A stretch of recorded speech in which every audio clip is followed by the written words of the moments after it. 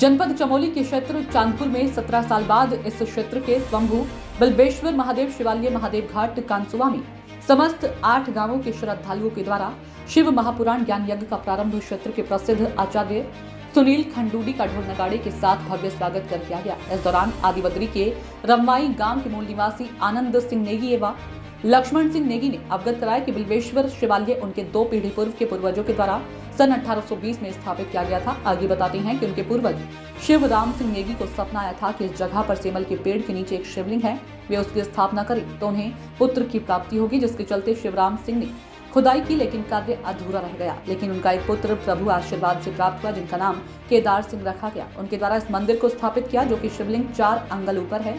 बाद में उनके भी 5 पुत्र हुए, जिनमें पहले पुत्र का नाम बलभद्र रखा। तब से यह शिवालय पूरे क्षेत्र की आस्था का प्रतीक है, पुत्र रत्न की प्राप्ति के लिए विख्यात है। इस शुभ अवसर पर आचार्य खंडूडी के द्वारा पूजा अर्चना शुरू की गई। मौके पर पंडित सतेश्वर प्रसाद नोनी, भगवती प्रसाद नोनी, अशोक प्रसाद नोनी, मुकेश प्रसाद मलगुड़ी, टिहरी से जगदम्बा खंडूडी, राजकुमार रियाल, जितेंद्र उनियाल ने इस कथा का आरंभ किया। बड़े बुजुर्ग बताते हैं कि इससे पहले इस तपोस्थली में नागा साधु प्रेमपरी महाराज तारागिरी महाराज लंचाउन से उनकी भी समाधि स्थल यहाँ मौजूद है। वर्तमान में एसगिरी महाराज, जो कि जूना अखाड़े से हैं, यहाँ पर सेवा कर रहे हैं।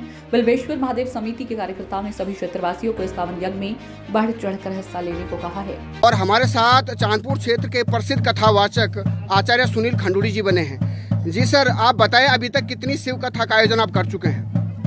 हर हर महादेव। और बड़े सौभाग्य का समय कि आज मैं महादेव घाट, जो महादेव का जो क्षेत्र भी है और बद्री विशाल का जो क्षेत्र है, उस क्षेत्र में आकर के कांसुआ गांव में आया हूँ। अभी तक मैंने अपने इस जीवन के चलते चलते 40 कथाएं कर दी है और यहाँ पे शिव कथा को मैं ये दूसरी बार करने को जा रहा हूँ।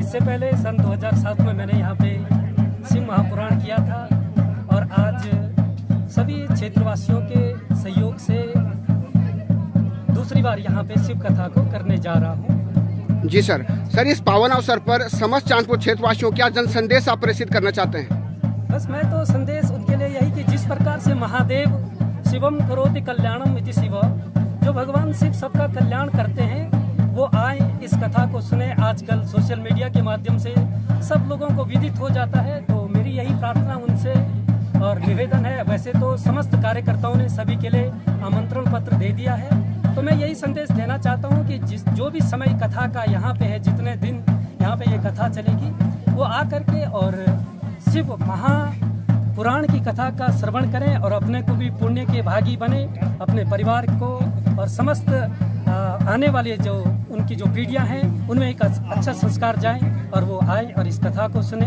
अपने जीवन को धन्य बनाए। हमारे साथ श्री बिल्बेश्वर शिवालय के में जो भक्तगण पधारे हैं, तो यहाँ पे क्षेत्र पंचायत नवीन बोगना जी बने। जी सर, आप बताइए शिवालय के बारे में।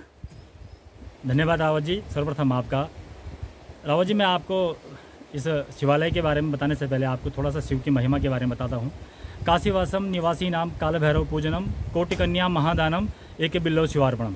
रावत जी, देखिए जो 12 ज्योतिर्लिंग हैं, उन लिंगों में से कहा जाता है कि जो बिल्लेश्वर महादेव जैसे शिवलिंग की स्थापना हमारे जो 2 पीढ़ी से जो पुराने जो पूर्वज थे, जो रवारी में स्थापित नेगी जी लोग हैं, उन्होंने इसकी स्थापना की थी। और यह शिवलिंग का महत्व अपने आप में बहुत बड़ा है।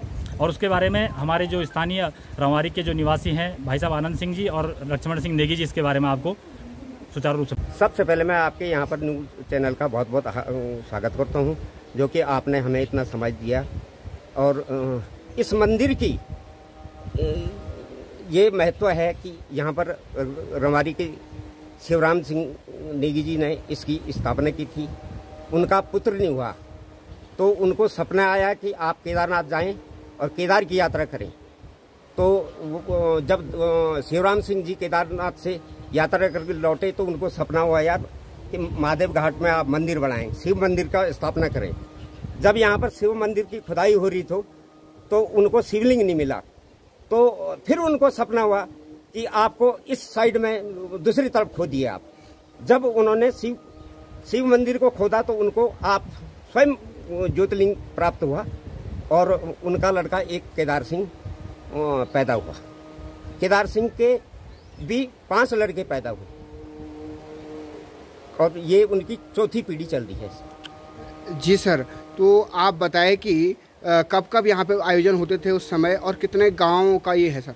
ये यहाँ पर ये 22 गाँव का है रावत जी, और ये 22 गाँव का है, और इसकी बहुत महत्व है। जिसका पुत्र नहीं होता है वो यहाँ पर अगर उसकी वो करता है तो यहाँ पर उसको पुत्र भी पैदा होता है। यहाँ पे जो नंदी है इसके बारे में क्या कहना चाहेंगे? नंदी के बारे में ये कहता हूँ कि ये नंदी भी 2 नंदियाँ थी, तो ये बाढ़ में, एक नंदी तो बाढ़ में बह गई, जब बाढ़ आई थी तो उसमें एक नंदी बाढ़ में बह गई, तो ये नंदी रास्ते में फंसी हुई थी, फिर उन्होंने वहाँ से निकाला उसको, फिर यहाँ पर स्थापना की।